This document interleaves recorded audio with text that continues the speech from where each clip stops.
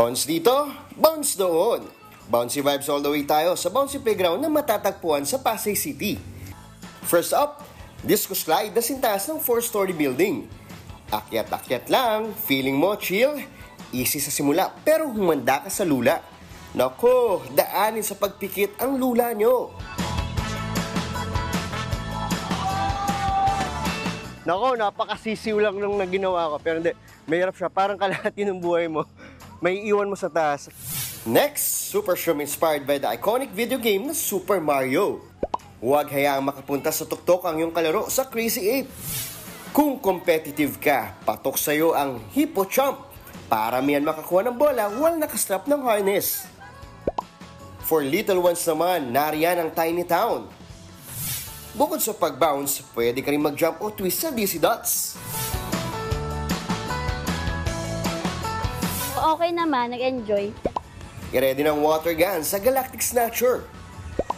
Hindi rin kumpleto ang play experience kung hindi ka sasabak sa obstacle course ng Retro Rush. Game ako rito. Ayoko na nagpapatalo sa anumang palaro.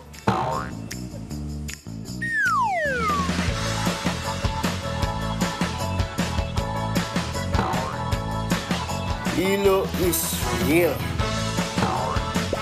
Friendly reminder, bawal ang mga damit na may zipper, butones at no to sharp objects din at accessories para iwas butas sa inflatables.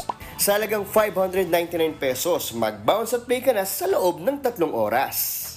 Matanda, bata, magpakayang at heart tayo dito lang sa Boogie Bounce. Umulan, umaraw, bukas ang Boogie Bounce.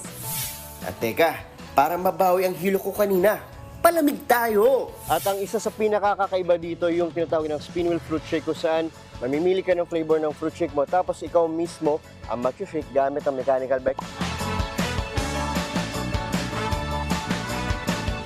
Tara, subukan na natin ang spin wheel fruit shake.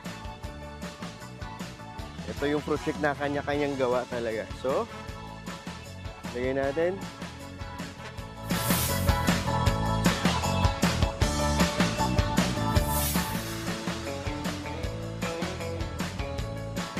Refreshing.